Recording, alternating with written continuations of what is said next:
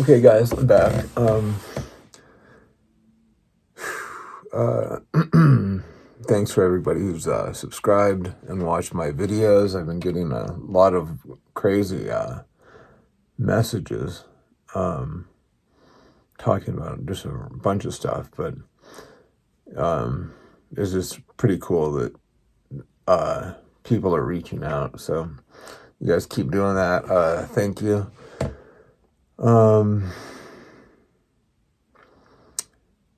Man, these fires are really they're exposing the thing that the people like myself have known forever, that Democrat lawmakers are worthless. You know what I mean? I had my great awakening in 2014 during the Benghazi hearings. I'd been a lifelong Democrat, and I had like the perfect storm of I would say like events happen, all culminating in it was like the week, so I guess it would have been 2015. Well, I had started to be awakened during Hillary Clinton's Benghazi hearings. And up until that point, I had always thought that, like, my point was like, why are they blaming Hillary for a terrorist attack? And nobody blamed, I thought nobody blamed Bush for 9/11. Like, it's just, it could happen to anybody. You know what I mean? Like a lot of people are saying about like the fires, like these things just happen. They can happen to anybody. But like the devil's in the details, right? And what I found out, like with the Benghazi, is that it's always gets down to like the policies.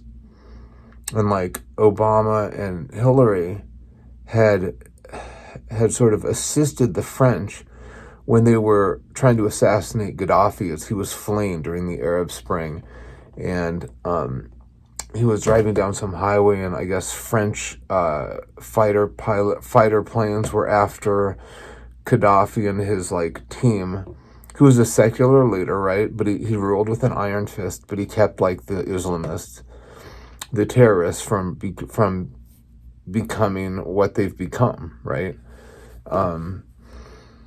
And so basically it was like Hillary Clinton and Barack Obama helped sort of eradicate Libya of Gaddafi, who by that time had become an ally, or not an ally, but had become cooperative with the U.S. government, right? So he'd given up his major weapons. He had become like, he wanted to stay in power. He wanted to save his own ass, and it made sense. But like with our government, we'll double cross anybody if given the right circumstances. And so what the Obama administration did with Hillary, and she was part of the Obama administration, she was his Secretary of State, is they helped kill Gaddafi, Libya's leader, without somebody to fill in his place. And as everybody knows, like especially in the Middle East, if you don't have somebody who's set to take power that is strong and forceful and rules with an iron fist, then it just becomes a power vacuum. And the next people in line, obviously it was the Islamic extremists, the next group that could take over, had the most men, the most power, the most guns, would steal the show. And at that time it was essentially nobody. So it just became like a lawless training camp for Al-Qaeda, and basically Al-Qaeda, Sunni Islamic extremist Muslims. But the point was that we had no embassy in Libya at the time. And anybody who's seen the movie 13 Hours knows this.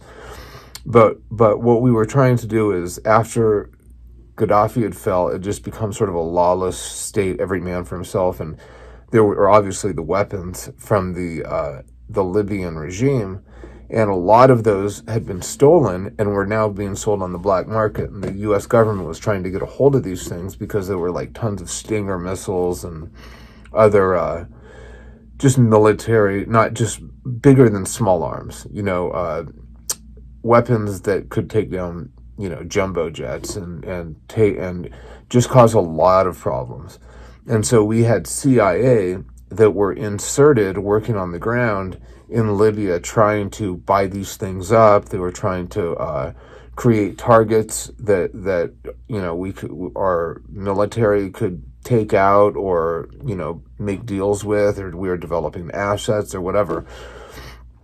And Chris Stevens was an ambassador who would come over to meet with Libyan sort of leaders that were starting to emerge at the time. And at this time, there was like this official base, this official embassy, and then there was this annex that was down the street. It was sort of like a soft site where they had a security team, and technically, because we didn't have an embassy, we only had sort of like this. It was called like an extended outpost or whatever, and for weeks, Hillary Clinton has been getting cables in from the CIA people in Libya that they were noticing Al Qaeda on the streets. That were, there were a lot of different organizations. There was like the 13 December group, which was like a pro. I mean, they were definitely a terror group, but I think they were pro America because they had ties to like certain governments within the Middle East that America had connections with, right? I mean, they weren't our friends, but they weren't our enemies. And I think that America had hired them on to provide like sort of security outside of the gates of this, and to do some of the because also the Libyan government, the American government, the Libyan government didn't want it to look like American troops or American CIA or American special forces undercover dudes were calling the shots and were doing these things. And so to keep it like under wraps, they had to have Libyan revolutionaries. I think it's 13 December. I think that's the name. But they had to have these guys that were sort of doing the dirty work outside the gates. And anyway, so long story short is that Hillary received plenty of warnings that there were more groups that were sort of Al-Qaeda aligned, and they were starting to develop. They were becoming a threat. They were becoming powerful, and they were starting to suspect that there was an upcoming terror attack that would coincide with 9/11. Because this attack took place on 9/11, but years later. I think 2000. When was it? Wasn't it? No, it wasn't 2011. Boy, that's embarrassing. Maybe 2012 or 13. Or 9, or I don't know. I'll look it up and I'll put it or if somebody knows, put it in the comments. But nevertheless, there was an attack. It was on this base, and Chris Stevens, the ambassador to Libya, was killed, right? And it was an organized attack by Al Qaeda, and it wasn't now after the attack. And the problem was that we had like a quick response force, which was, not too far away, probably a couple 100 miles, but everything within the Middle East is close, by helicopter or whatnot. And because of the CIA wanting to like be the head guys on, or like making all the decisions, they prevented a team from coming in and being able to save some of the guys that wound up dying in this. I think there were 4 people that died total. Um, well, Chris Stevens is the one I can remember off the top of my head, but there were, oh, again, embarrassing. Nevertheless, I think one was an IT guy, and two were doing private security, but they were like former either Green Berets or special forces of some kind. I don't think they were SEALs. But so Hillary Clinton had ignored these warnings. Now remember, when they killed Gaddafi, they did so without sort of setting up a government to sort of step into his place. So by their actions alone, they sort of made Libya the wild, wild west, right?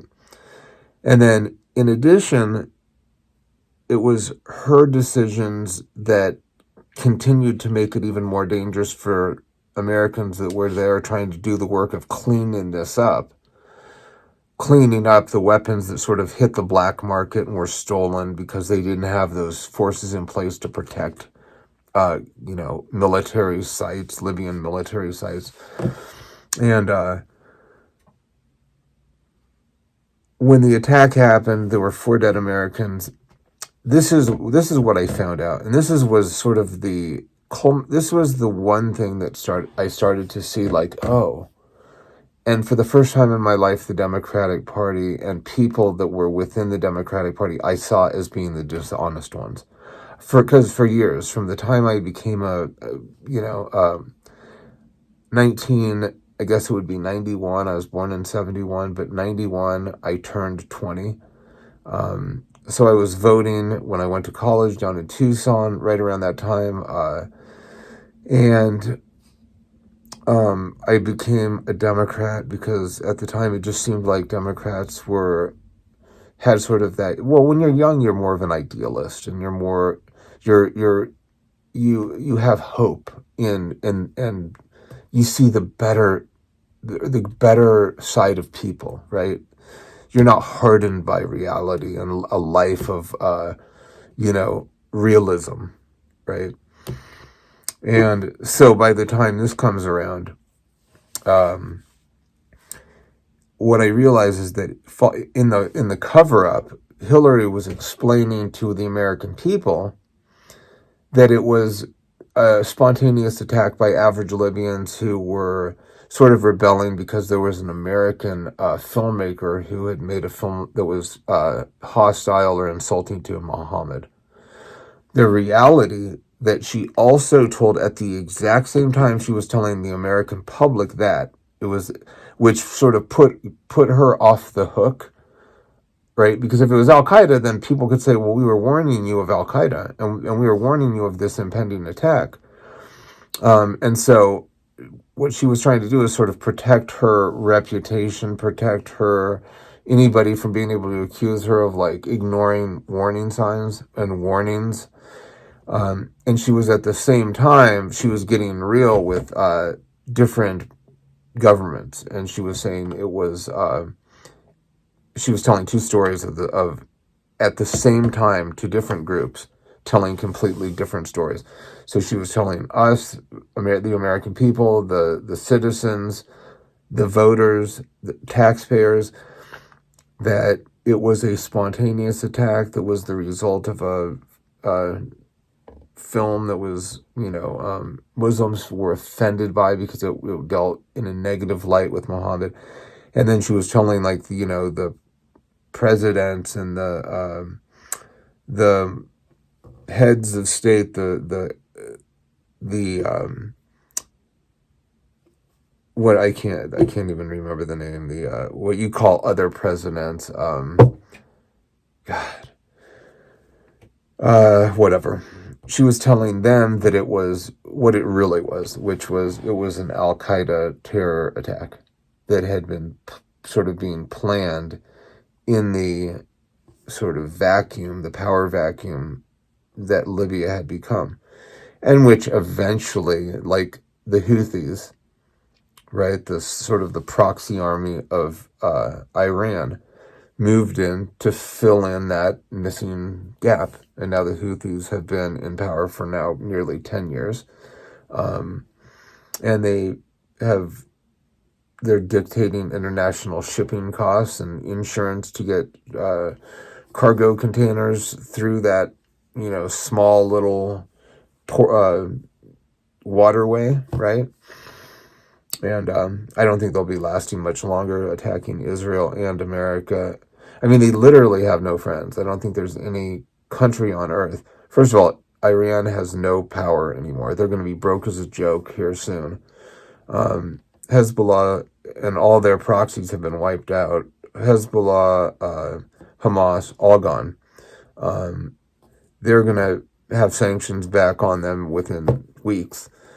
They've been, Hezbollah was obviously like their most powerful foreign sort of army, and they were just completely decimated by Israel.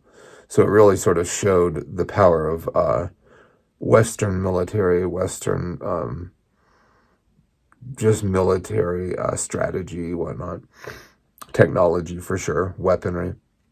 Anyway, but nevertheless, so that's my sort of transformation from the liberal sort of Democrat into being more conservative minded, and then becoming completely exposed to what the Democratic Party really has become over the past 15 years, which has been the donor corporate class, and everything that we always used to think that the conservative Republicans are. It was after really Cheney and Bush, starting in 2008 with Barack's presidency, that the GOP, the Republican Party, really sort of went through a reformation. Started looking at themselves and saying, look, I don't think we have enough black people in our group. I think we need to be more open to different colored people, to different races. I think we need to be more, we need to have slightly less stringent standards on things like abortion. Like, not everybody is going to be like radically pro-life. You know what I mean? I think, and so the Republican Party really sort of started to look at themselves and for the right reasons. Like they were trying to sort of weed out. Now, this isn't all Republicans, because, rhinos are the establishment Republicans that are really no different than the Democrats, right? They're all just the same ball of like corporate, donor, lobbyist, just dark money infiltrating into politics. But the Republican Party sort of went through that reformation in terms of like trying to weed out the scumbaggery, right, that we see now in the Democratic Party, like the lie at all costs, the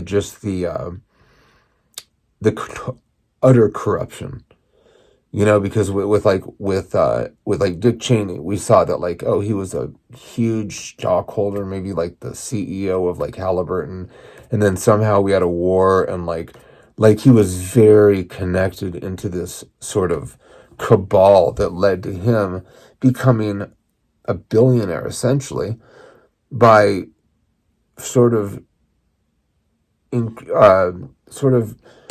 pushing this war across into Iraq when everybody knew that Saddam Hussein had no part of Al-Qaeda in 9/11.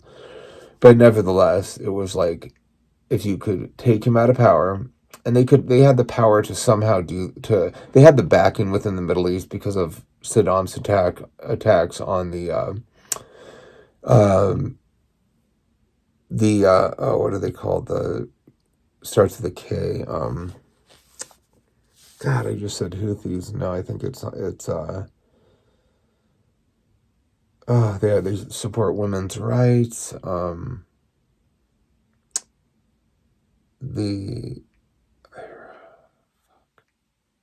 God, I hate when I do this, man, because I don't write anything down, and it's like I get held up on a word. I want to say the Kurds. Kurdistan. Um, and so they had used chemical weapons back in the early 90s, Gulf War One, against the Kurds. And so essentially we went in to attack, and we still had enough like international backing to justify sort of a war trying to take Saddam out, because there was rumors. Now, there's a whole different side to it, like Valerie Plame. He was a CIA analyst, and her husband, what was his name? God damn, Richard.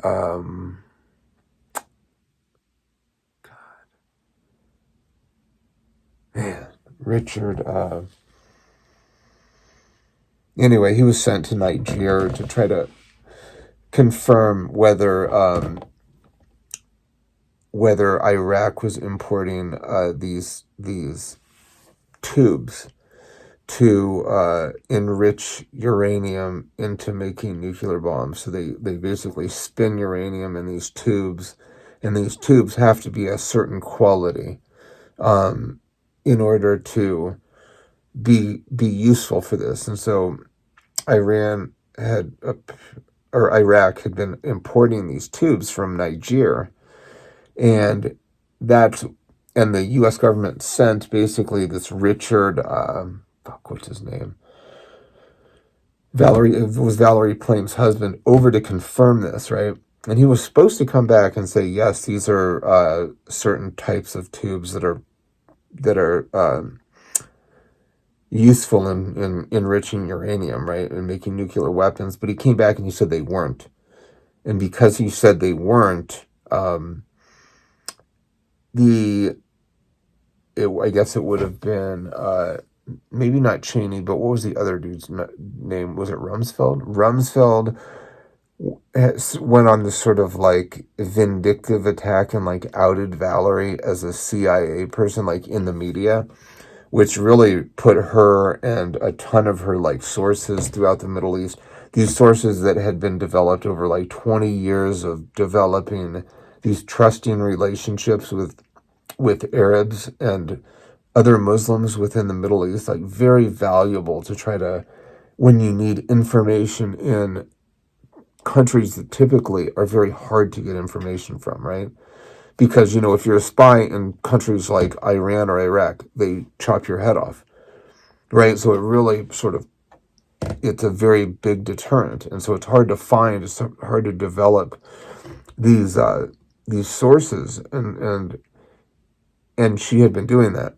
And so by exposing her as a CIA operative, what they were doing is they were exposing everybody that she knew, that she worked with down the line.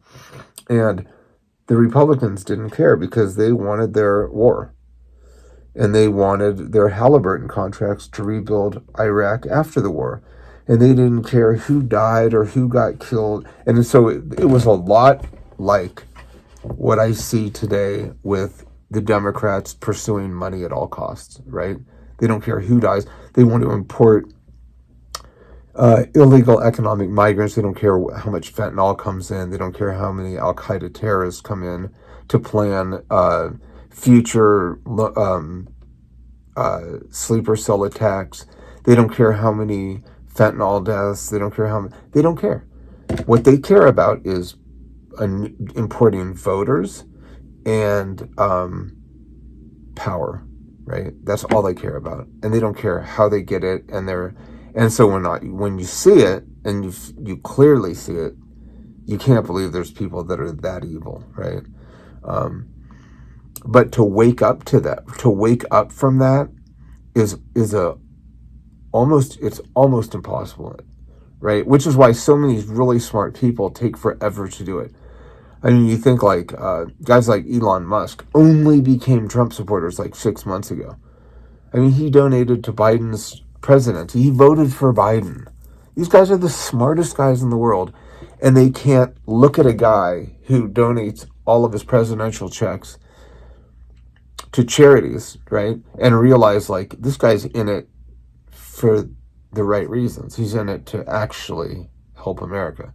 as opposed to somebody who's been in it for 50 years and all he's ever done is take, and create deals, and send his son to collect checks, right? It seems very obvious on the outside, but like it's so hard to imagine or to even accept. And for whatever reason, there was just a number of things that fell into like everything fell into place at the right time. There was the Benghazi hearings, and then sort of the miraculous. I always sort of look at it as like it was like God or whatever. Was I was going to bed one night and I was putting YouTube. I was just putting a channel on that had just played random music, something where I didn't know what song was coming next. It was a lot like the radio, but it was also songs that of like from artists that I like and whatnot. And so I was going to put it on.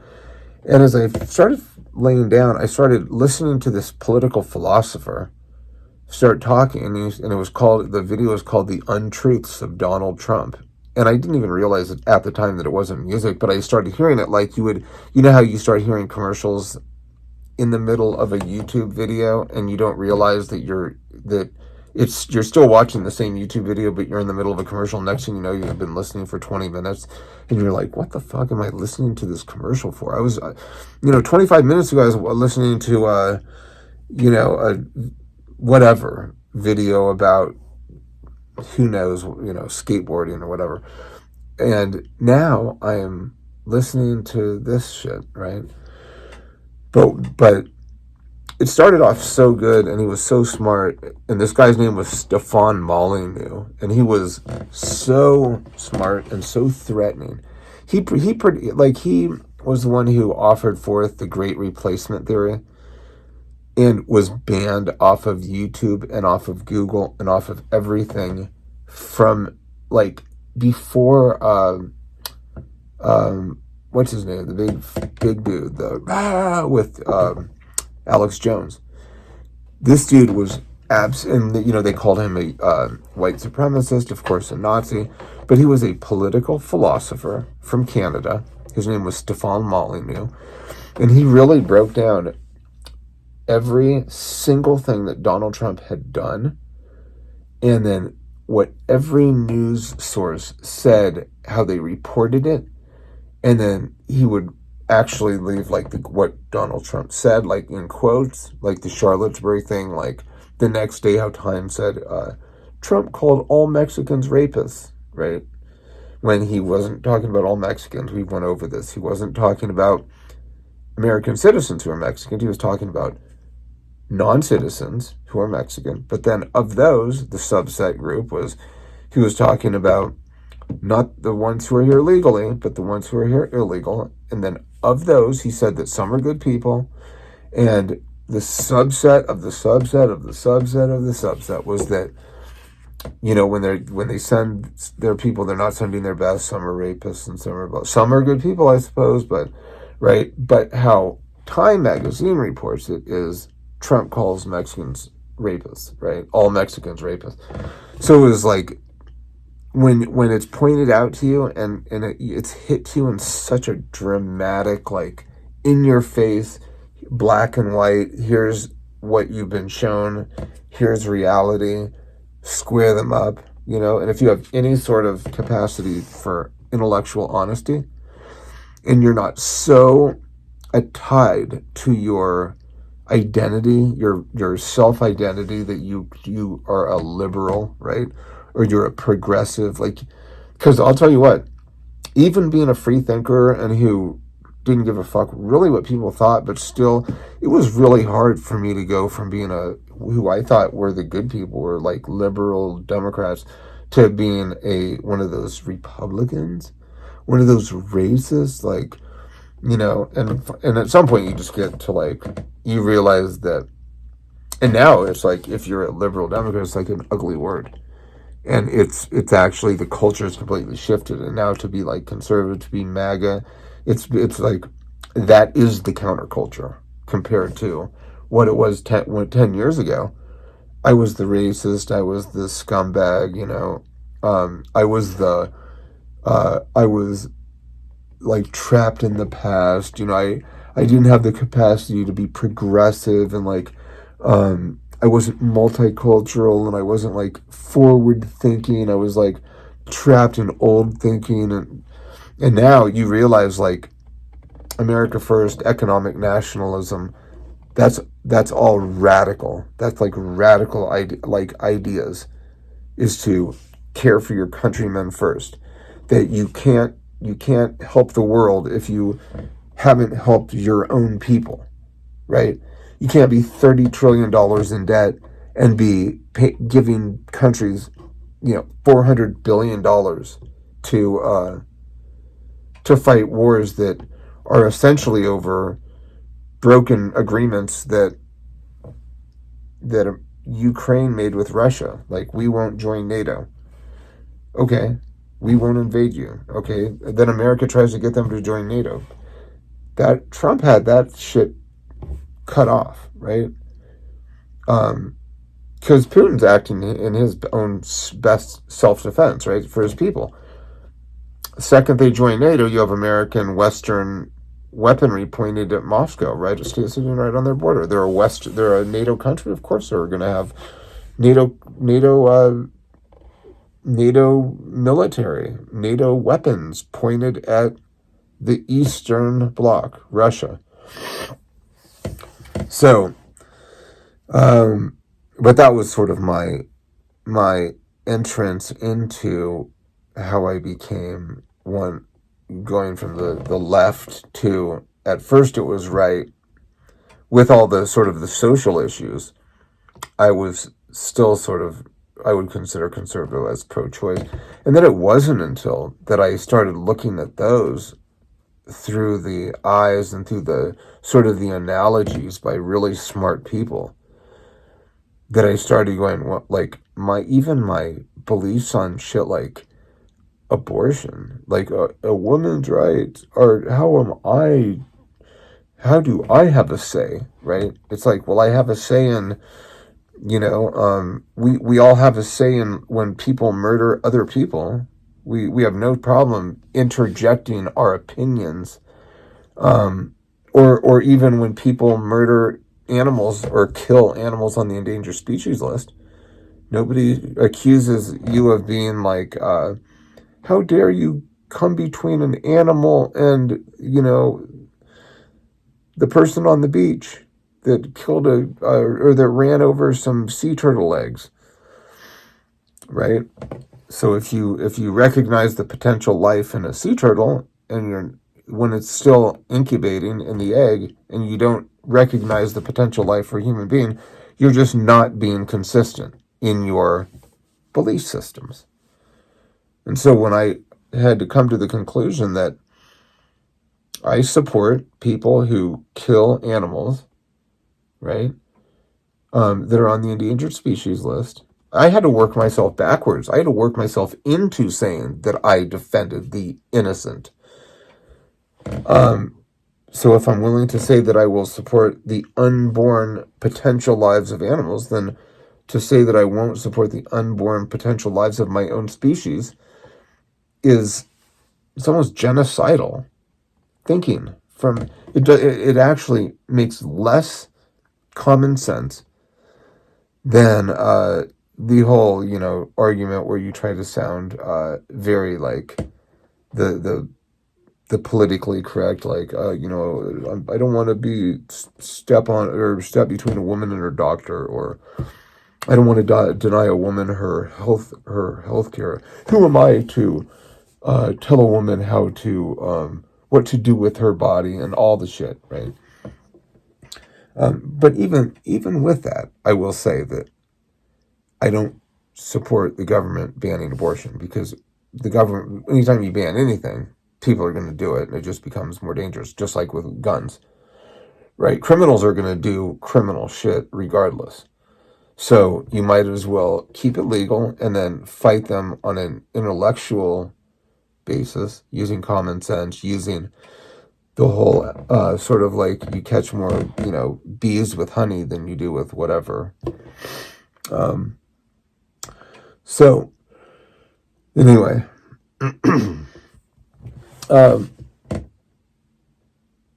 it's interesting because it's like, um, let me see. I saw something today. Um, what was it? Joe Biden, man, what a and Gavin Newsom and the mayor of LA. Boy, I mean, the thing is like, back to me when I was talking about like it could happen under anybody's watch. You know how I used to think, like, why would we blame Gavin Newsom? Why would we blame this mayor? And then you start to listen to what she was saying, right? The last time there was a tragedy and she could get away blaming Trump.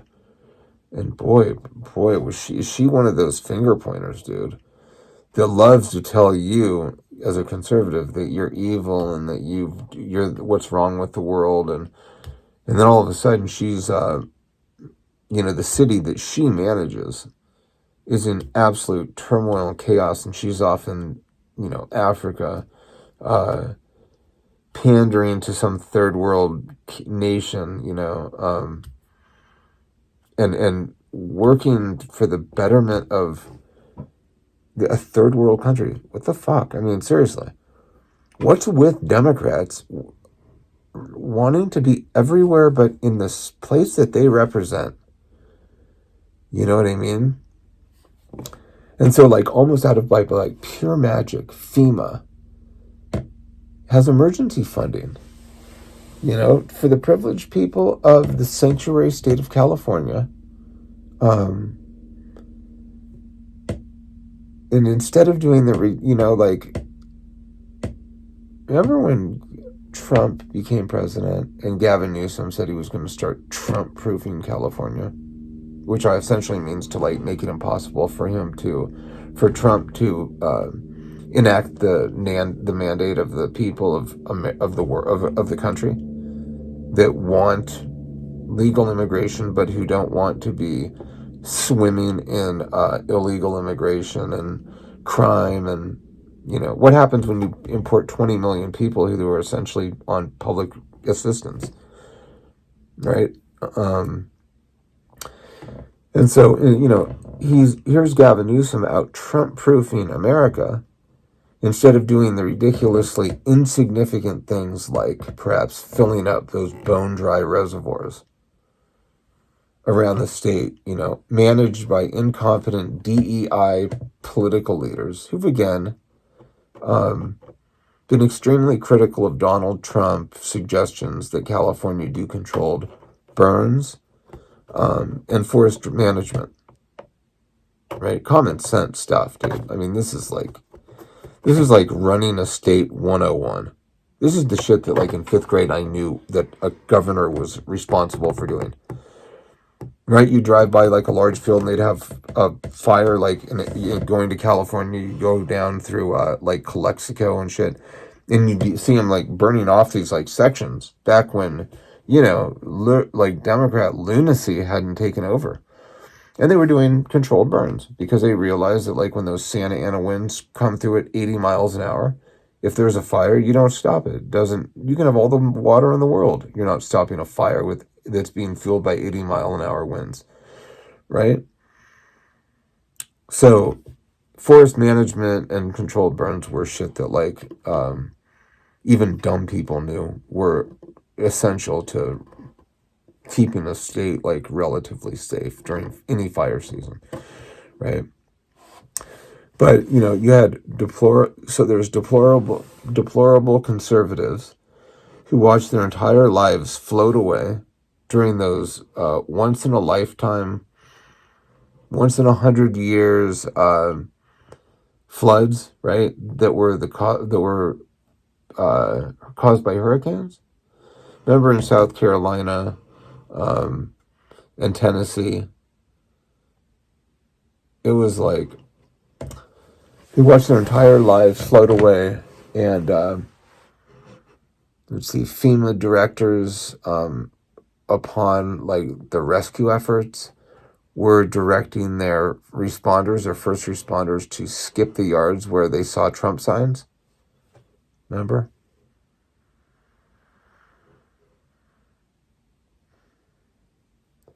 Like treating, because these are states that are predominantly red, probably Trump supporters. And, well, when you have a Trump sign in your yard, you're a Trump supporter, right?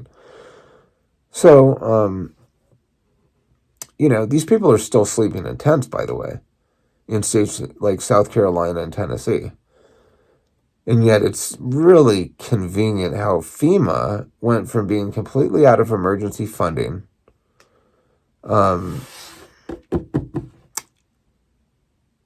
that had been redirected by the Biden administration to help financially subsidize their importation of millions upon millions of illegal economic migrants that were fraudulently posing as political asylum seekers, right? Like, I think, what is it, like 95% of them lose their court cases and get sent back, and they have to actually wait in a line that takes about 10 years before you can immigrate legally.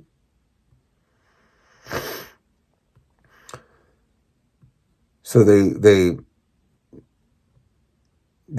go from being completely out of emergency funding and all of a sudden they went from Biden shrugging his shoulders as he explained that there was nothing the American government could do for tax-paying citizens, and who, by the way, never signed up to support Biden's illegal immigration sanctuary country policies. Plans to import a new voter demographic. They cleverly disguised as a compassionate plan to help adopt the world's poor, huddled masses yearning to be free, right? The whole cliche of like the liberals will always tell you like, well, your parents immigrated at one point, like back, like 200 years ago. And back when they literally immigrated with, 5 cents in their pocket and the clothes on their back. And if they didn't make it, there was no social welfare program to help them out, right? It was do or die. They got over here. They had to learn the language. Assimilation was not like a request or, something that like it was optional. You had to assimilate. You had to learn the language. You had to adopt the culture, because if you didn't, you would have no way of making money or being a part of the American experience. Nobody would want to buy your food, right? Like if you didn't understand American customs and culture, you would be an outsider. And so you would not be accepted and you would die of starvation,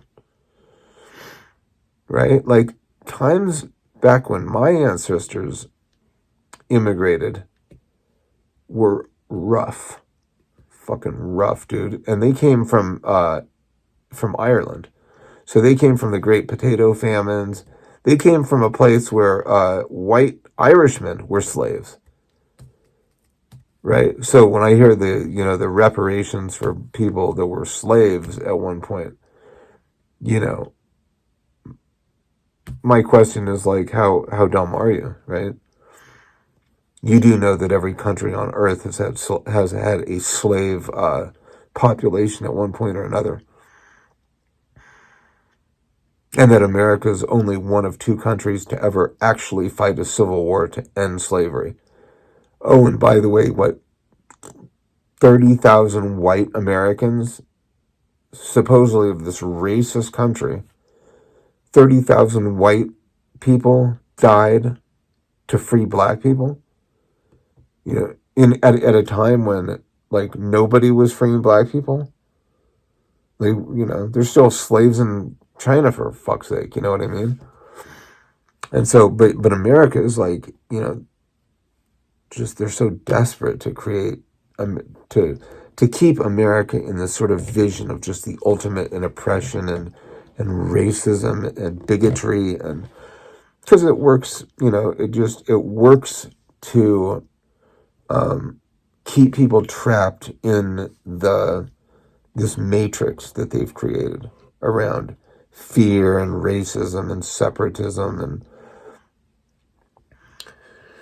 anyway, so you had the privileged first-class citizens of California who continued to vote for these leaders, who volunteer their tax dollars to be spent on foreigners illegally,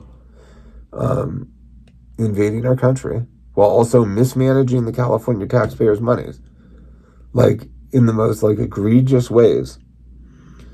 I mean,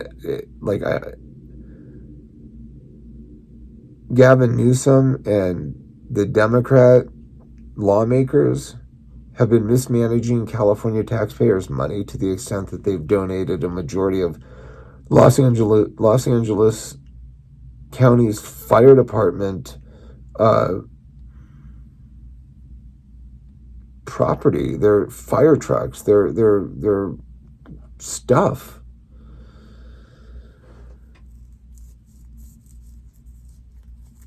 And they continue to vote for these people who volunteer their tax dollars to be spent on foreigners illegally invading their country while mismanaging the California taxpayers' money to the extent that they donate a majority of Los Angeles Fire Department's resources to Ukraine.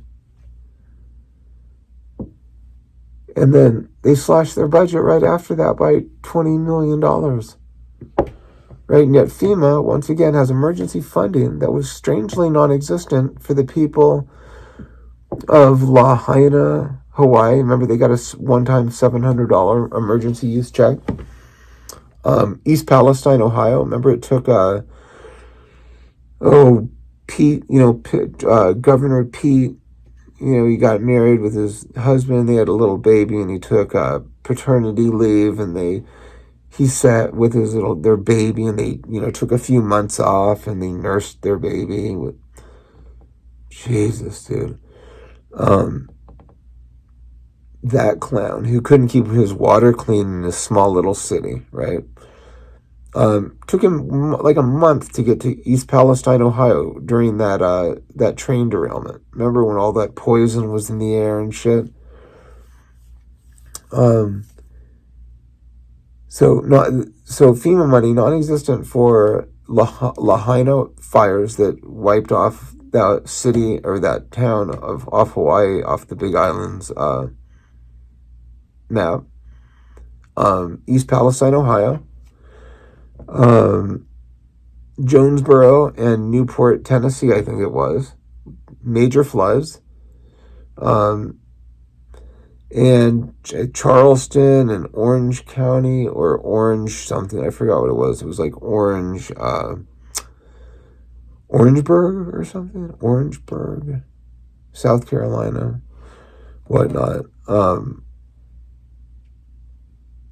So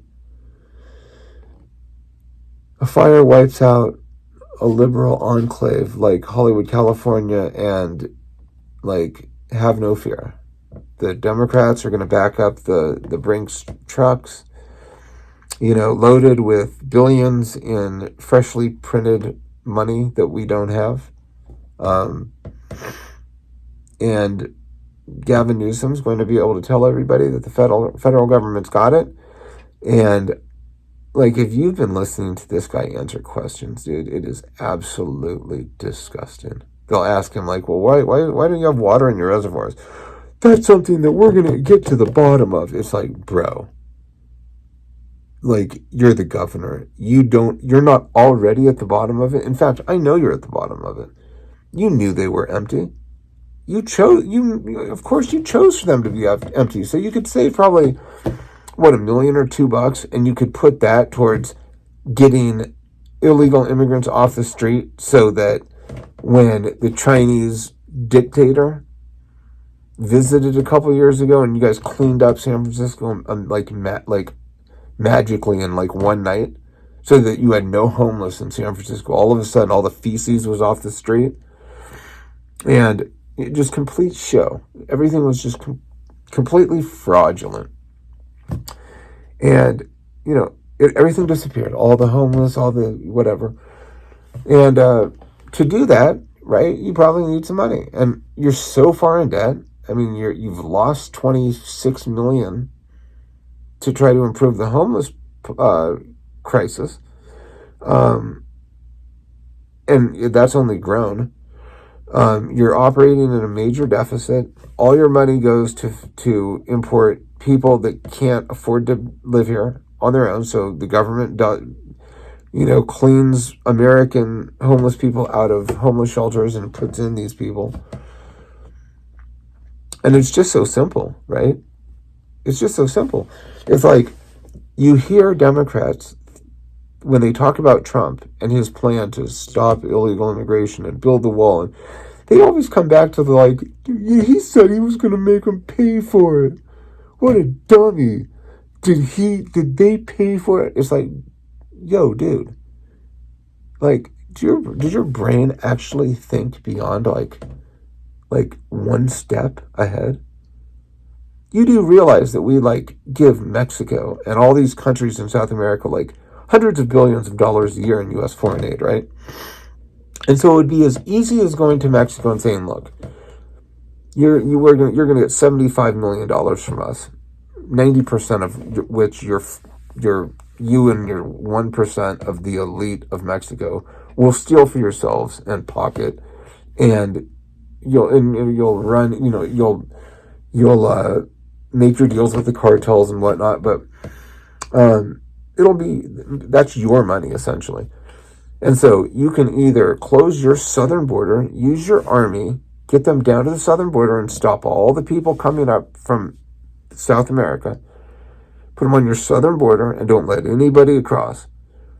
And then he does that, and then Trump also does that to the next three countries, saying, look, if anybody gets out of your country, Honduras, if anybody gets out of your country, Guatemala,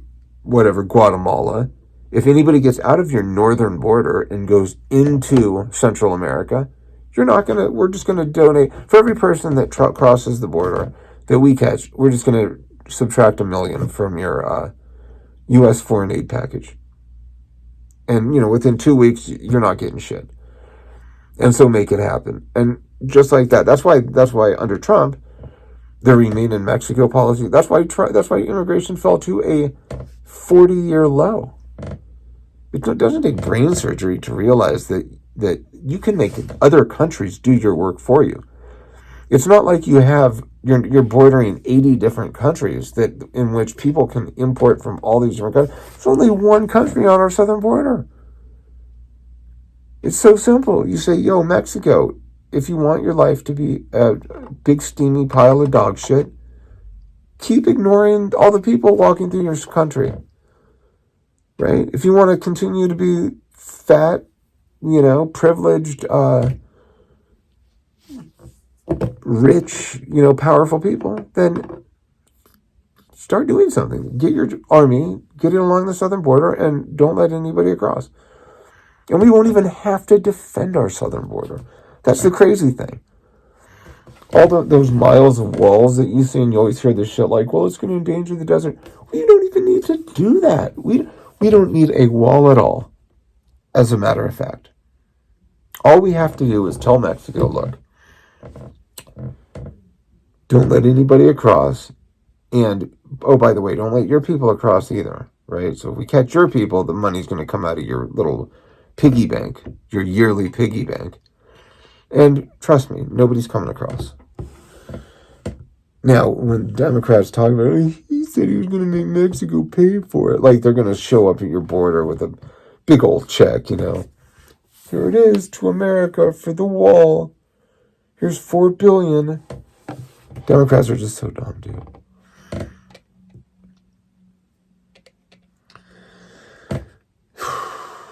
But I'll tell you what, my heart does go out to all the Californians who actually are smart and who have IQs that are, that exceed double digits, right? Who know how to spell their name, who, know the state capital, the capital city in their home state. Not super smart people, but typically, I feel sorry for those people that voted for, that have been voting to oust Democrats for years.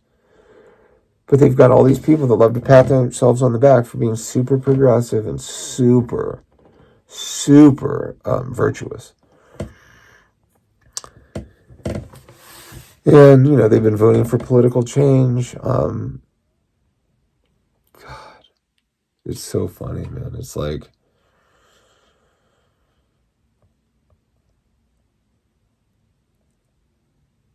you have like, oh, and here's the other thing too. It's like with, like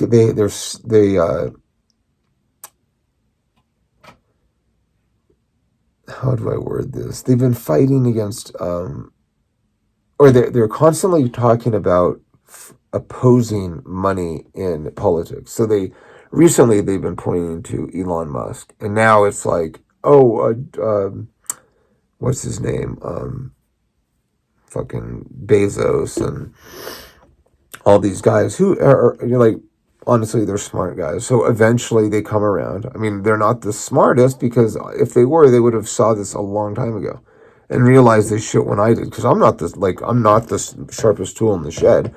But somehow I knew that Trump was the good guy before he won the first election. So I knew he was the good guy at a time when everybody was saying he was the bad guy. And then I started doing the work to look at like what I was being told, and from that point on, like when I found out, like the first thing he did was like negotiated a release of a Muslim woman who was being held in Iraq or Iran, which blew the whole like Islamic or what's it called, Islamophobe and misogynist. So he hates women, he hates Muslims. Well, he just freed a Muslim woman, so she's got everything he supposedly hates, and here he's out advocating for her freedom, right? So that didn't make sense. So that was just like, it just more and more evidence that just sort of starts stacking up. Oh, he donated his first entire salary to an opioid addiction clinic to help people who are struggling with recovering from heroin addiction or opiate addiction. And he just gave his whole... Has Biden ever done that? Or has anybody else? No, nobody has ever done that. Nobody has ever given their entire salary to charity except Trump. So all that's the shit about him doing this because he wants to get rich or he wants to exploit American people. Well, that can't be true either. Because he's spending all this money of his own money because he doesn't accept lobbyist money. And then when he gets in, he gives all the money he's made back. He truly is like the ultimate in public servant. And so once you go that far, then the rest is just like, it's all a lie. Oh, he's a Russian agent. Sure, okay. Oh, yeah. But, these same people that like are complaining about Elon Musk have never said anything about George Soros, right? Or when Elon Musk was donating, they never said anything about it. But now all of a sudden it's like he's beneficial to the other side, and now all of a sudden they're conflicted. That's the one thing with Democrats, liberals, Democrats. They're never consistent in their principles, right? They're very principled until it's inconvenient for them, and then they don't care about that principle anymore.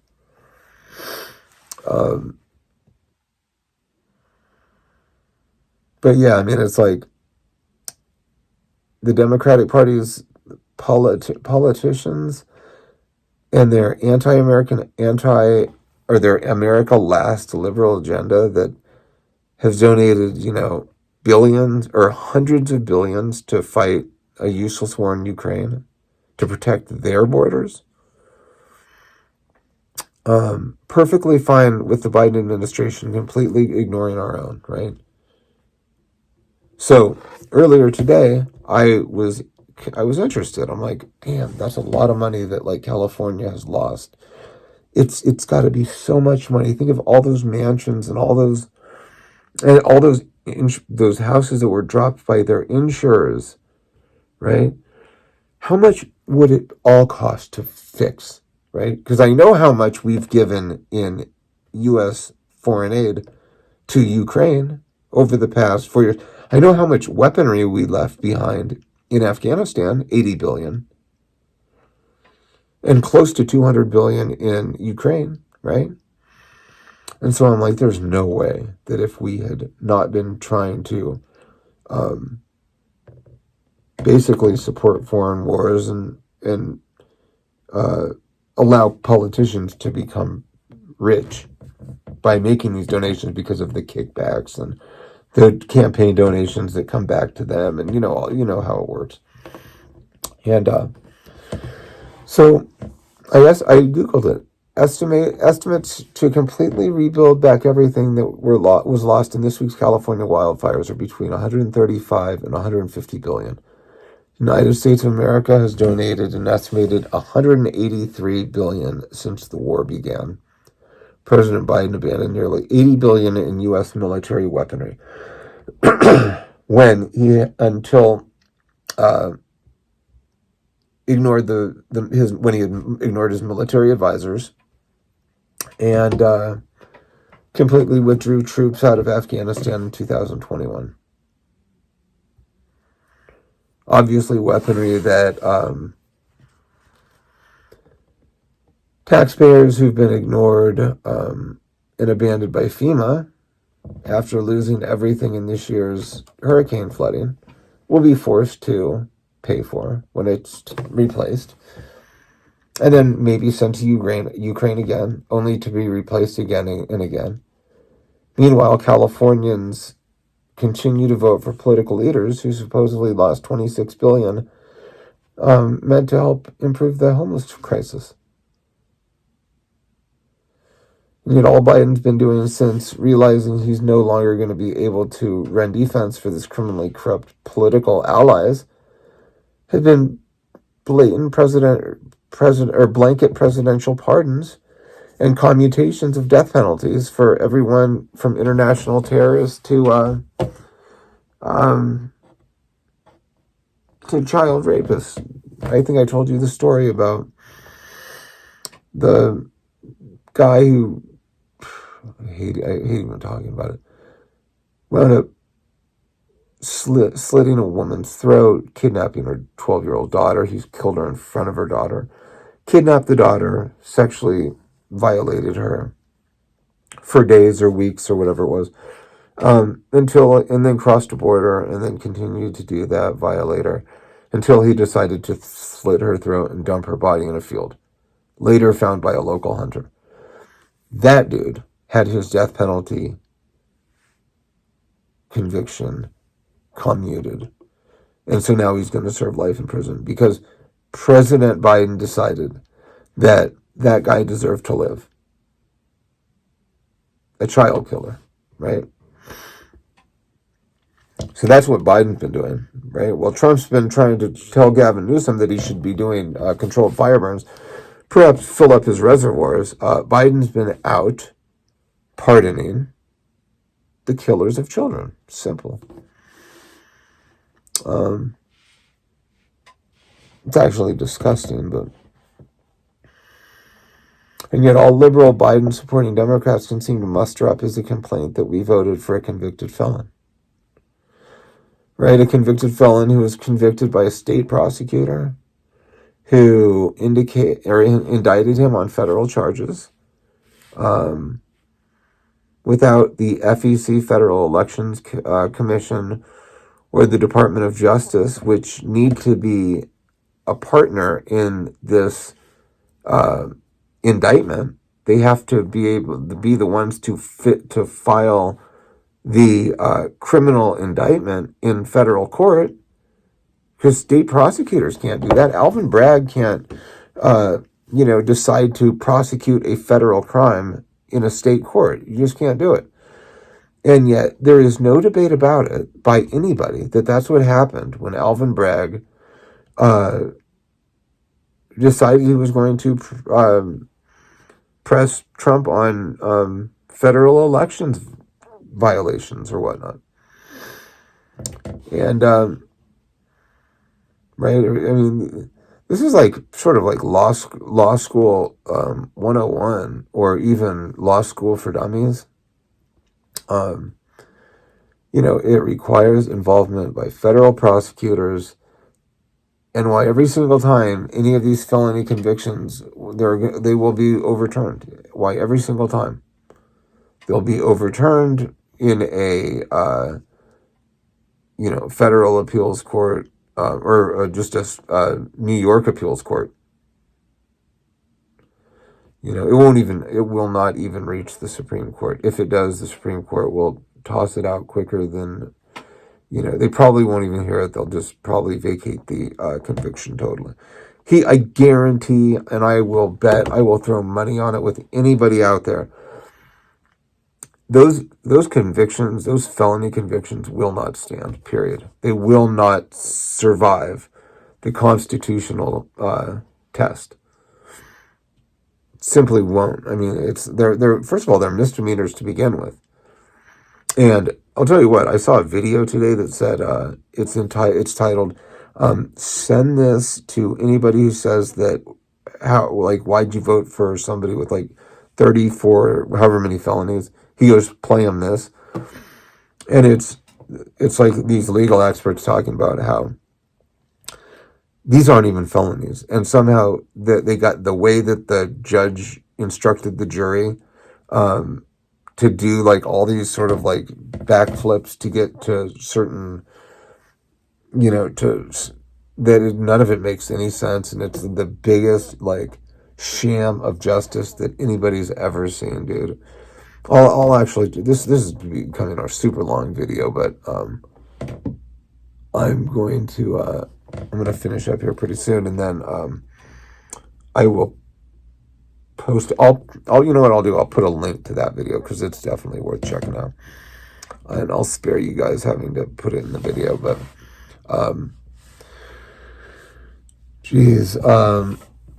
so yeah, New York Court of Appeals will vacate that order. It won't even get to. We won't even get to see Judge Merchan be humiliated by the Supreme Court for a politicized farce of a federal prosecution as a state prosecutor, as a state judge, right? By a New York district attorney, Alvin Bragg. It's so funny, dude. Anyway, and his last criminal indictment of Daniel Penny resulted in yet another, humiliating loss of a politicized attack against a conservative military dude who was practicing self-defense. And, once again, a career criminal drug addict. He was on the bus threatening people's lives. He had a rap sheet a mile long. Got put in a chokehold, and dude died. And the dude died after he got to jail. Again, it was like another George Floyd. Completely innocent. The dude died because he was unhealthy. And, his body couldn't handle the stress of, not being able to breathe for 15 seconds. You know what I mean? Basically, like a long bath and plunge underwater in a bathtub would have killed these two dudes, those two fools. Holding their breath to walk under a waterfall would have killed both of them. So it's not like there was any sort of like gnarly. Oh, and by the way, that Derek Chauvin is getting a new trial. Probably the biggest sham conviction in the history of America. A white guy completely sacrificed on the altar of political correctness in order to save this country that was being completely shredded to pieces by Black Lives Matter scumbags. And we didn't have politicians that had the balls to like stand up against it. And of course, cops, I don't blame them. They didn't want to, of course, they were systemically racist, and they were the problem that everybody, they couldn't do anything right. And they had people like Kamala Harris who were accusing them of systemic racism every day. and then bailing out the people that were hitting them in the head with bricks. So, anyway, God, it's just gotten crazy, man. Oh, and then there's one more thing. It's so Mark Zuckerberg, I saw him on Joe Rogan talking about like they're no longer going to fact check people and acting like he's doing society a favor, and I guess he is, And I see a lot of Democrats like losing their shit over the just no fact checkers.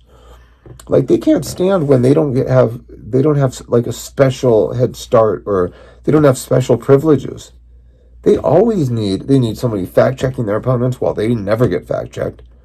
It's like, look at the presidential debate. It's like fact checking Trump, nobody fact checks Kamala. Tough questions get asked to Trump, nobody asks shit to Democrats. But that's how it is for Democrats. That's not just Trump and Kamala. That's how Democrats have been treated for years. Right? I mean, there was in 2001, leading up to the 2020 presidential election, right? My account for Facebook was suspended out of nowhere for 60 days the day before the election. Now, at this time, I was very vocal on politics. I had like a bunch of people that were tuning into my shit. I'm not saying a bunch of people, but I had like about 2,500 people on my Facebook, and I would get like 40 or 50 likes because I was really just hammering politics, and especially the hypocrisy in politics. And at that time, it started the sort of the fog started to lift. And this is during COVID, and so there were a lot of I had some COVID opinions. Anyway, I started getting in like 2000.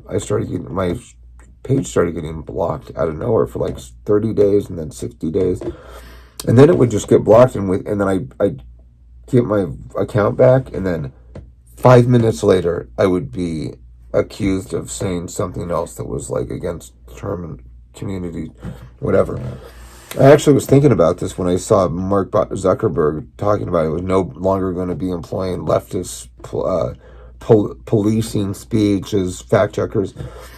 And I went back and actually found a list of all of my suspensions. So what I'm going to do is right now, I'm going to put a video where I do a screen grab of me scrolling down all the dates that my account has been suspended on Facebook from like the 2020 election up until about April of this year, right when everybody started to wake up, right? Like really started to wake up.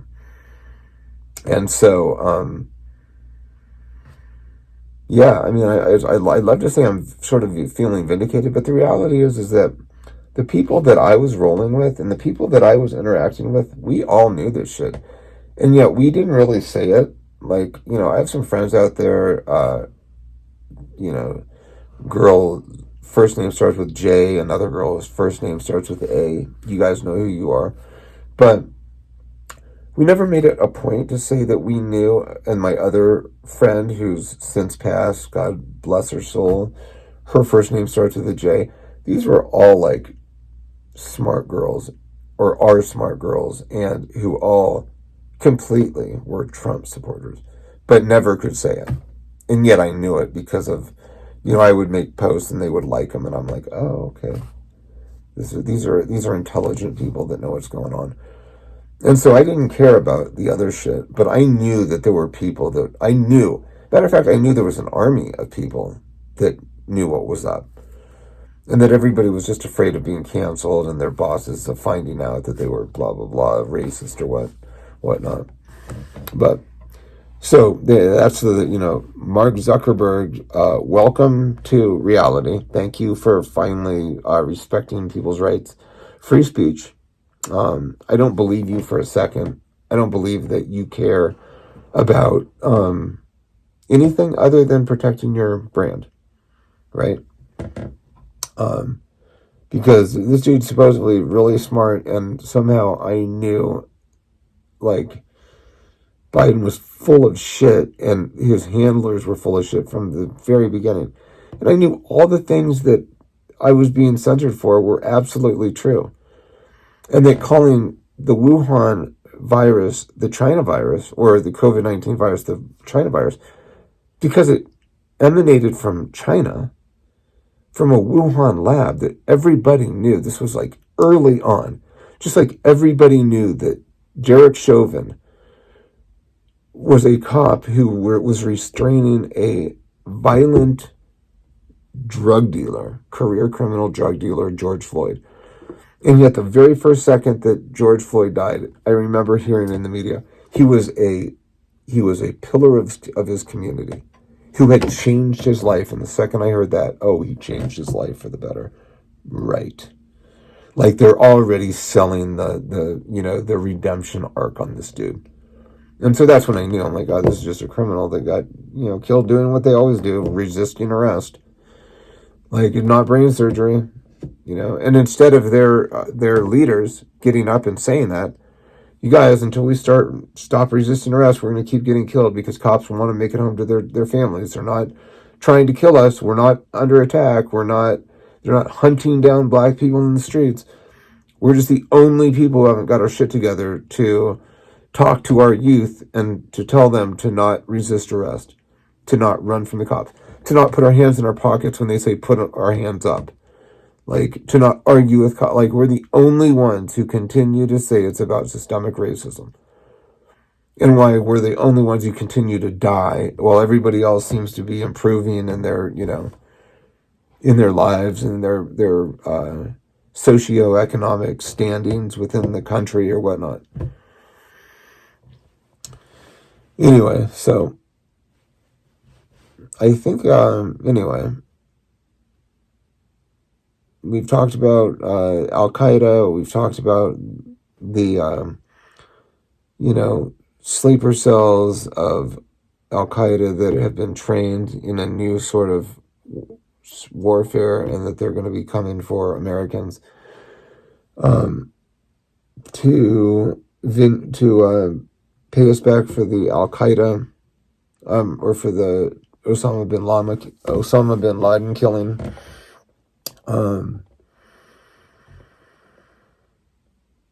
I think that's about it. I think we've talked just about everything. And anyway, like, subscribe, throw a comment down. We're going to be doing some, trying to think if I could do a review of anything real quick. Oh, I've been wanting to show you guys these. Let me show you real quick. These are a great shoe if you're looking for a tactical shoe. Grab the box here. These are Reebok. I saw these on the internet. They're Reebok, and they're a duty shoe, right? Can you read that? They're the let's see, Float Energy Tactical Float Ride. They're super light. Okay, they've got the kind of sort of sneaker tread that won't grab rocks. So if you're like doing like any sort of tactical training on concrete or whatnot, you're not going to step on a rock and then be dragging a rock across the concrete like. So they're super sneaky, and quiet, like a skate shoe. They're feather light. I mean, this thing is so light. I don't know how they do it. They have like a digital camera print on the inside of a. Now the craziest thing, you guys, is the shell toe. So this has got like a carbon fiber shell toe. So it's not steel. So like if a car backs over your foot, right? it won't like eventually fold down and then chop your toes off with a piece of bent steel going down into your toes. It will completely shatter all at once. It's like it's carbon fiber. So it's feather light and it's strong. It's like 5 times stronger than steel. And you can see how it goes to right there. And so these are great shoes. If you're looking for a sort of a tactical desert sort of shooting shoe that's good in sort of urban, inner, like city tactical training out to like desert shooting, it's definitely not like a wet sort of wet weather, snow, cold weather by any stretch of the imagination. But if you're looking for something that's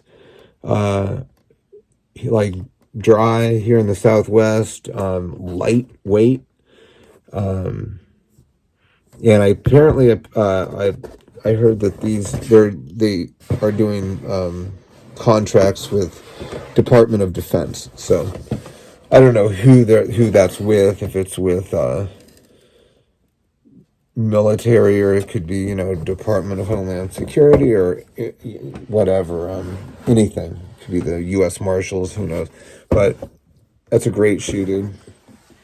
And they're pretty affordable. I think I paid like 100, not more than 150.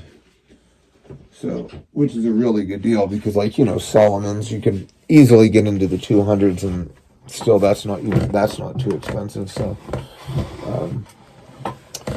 what else? These are my field pants still. These are great pants. But so I actually broke down the because I had never had the G4 Cry combat pants, and oh my god, are they so sick. The pockets are like the front pocket actually like will wrap around to the back side. So this is like one sort of thing. It does have a divider, but like it opens up so you could put. They're so sick, dude. You could put water bottles in there. You could put like extra magazines. It's almost like a dump pouch that you can open up on the side of your pants. They're so dope. They're just so sick. Those are my favorite pants. I had ordered another pair of these field pants. These G4 fourth generation field pants. In a different multicam color.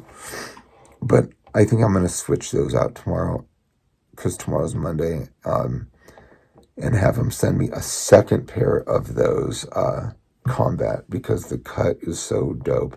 And they have the little tabs behind the knees, so you can sort of taper them in around the side of the knees. Then you can go down to your ankles, and they have Velcro deal straps around the bottoms and around the knees. And then they have the front insert place where you can put the knee pads, those Airflex knee pads. Those Cry Precisions are so sick. And then I'm waiting on the that Underworld Arms compensator for the Staccato P, and this is the X series. So the Staccato XC has the sort of the slide cuts and the compensator. And so because I have the X series with the slide cuts, by having that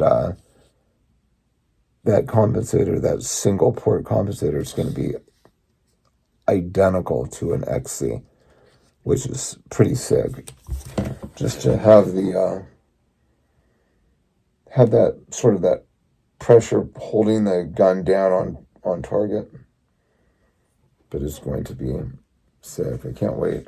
That should be here in a couple days, so get that going on. And we're going to get out to the range here very soon. And we're going to make a long video showing all these guns. Especially my pride and joy. My spear.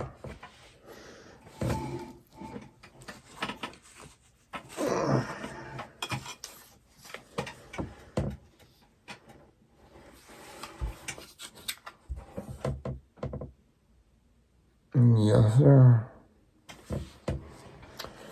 Okay, guys. Enough fucking around.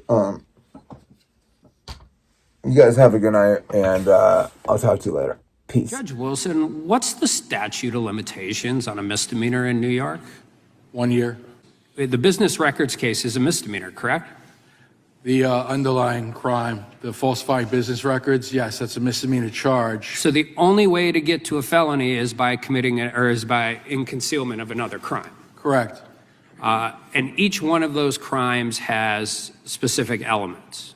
That's right. And you have to prove, in order to get a conviction at trial, you have to prove every element of the crime beyond a reasonable doubt, right? That's just traditionally how this works. That is the right way to do it. So in the indictment, did they put the underlying crime? No, they did not. They only described it as other crimes. Okay. And in the jury instructions, did they put the specific underlying crime? No, the falsifying business records was described in the jury instructions.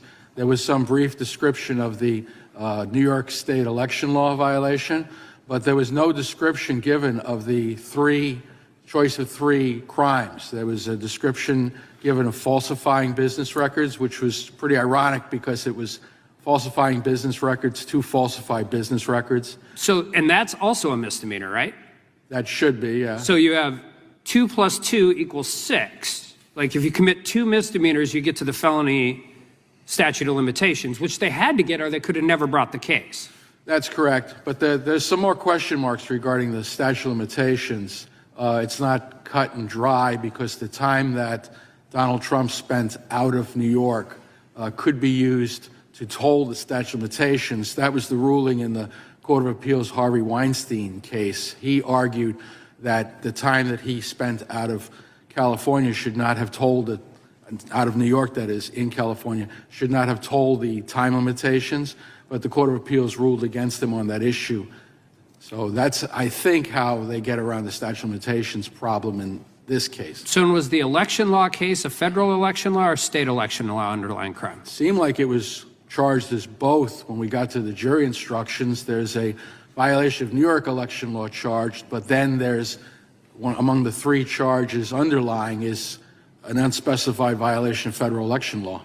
And then the third one was tax violation, right? Also unspecified. So all 3 of those underlying crimes have significantly different elements of the crime. That is correct. Were any of the elements of those crimes listed? No, not at all. So, this is important, and it might not be as robust or anything, but when you defend a client in court, if you don't know what the elements of the crime you're defending, how do you mount a defense? You can't. That's the very issue of fundamental fairness that I referenced. You, as a defendant, are entitled to know what the charges are against you so that you can defend against those charges. Donald Trump was never made aware of what the extent of the charges were against him until the end of the trial. And the elements of the crime go in the jury instructions. I mean, traditionally, that's how it works. Federal court, state court in North Dakota, state court in Minnesota. I've been in all of these different jurisdictions. You actually get the elements of the underlying crime, correct? Any time that I instructed a jury, I instructed them what the elements of the crime were. And instead, in this case, they got a grab bag. They got a choice of 3 when it came to the underlying crimes, and we don't even know which ones they chose. So we don't know whether or not they could have been unanimous on those 3 or not. That's another failing of the jury instruction. So not only did we have not the elements of the crime, but we had 3 different crimes with 3 vastly different elements of the crimes. All unspecified. None of them in the indictment. The elements of the crimes weren't in the bill of particulars. Last hearing, I had the bill of particulars waved at me like it was some kind of magic document that flew in here with its own cape. So the statement of facts only describes a series of allegations, a series of actions that it's believed that Donald Trump took. None of them describe any criminal activity. None of them describe any, they don't describe any elements of any crime. And that's why you believe, as do I, that when this goes on appeal, there's going to be significant legal issues to argue that the jury never actually got them put in front of them. I have very little doubt that this matter will be reversed on appeal and based upon these issues. Because I've actually been pretty, I believe jury trials are still the best way to determine guilt and innocence. I just believe juries are only as good as the information put in front of them. So, and with that, I yield back. Gentleman yields back. The gentleman.